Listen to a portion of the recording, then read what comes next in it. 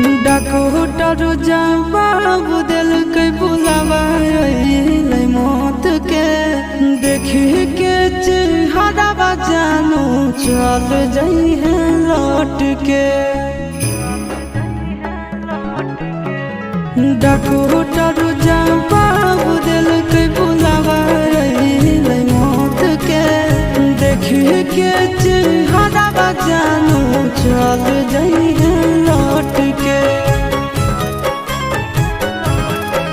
आगे अमन आलम दिला आशीष नंदन से औरी विषवा घात कर ले। आगे सोना यारा हो भरती पटनावा में आके मुलाकात कर ले। आगे सोना यारा हो भरती पटनावा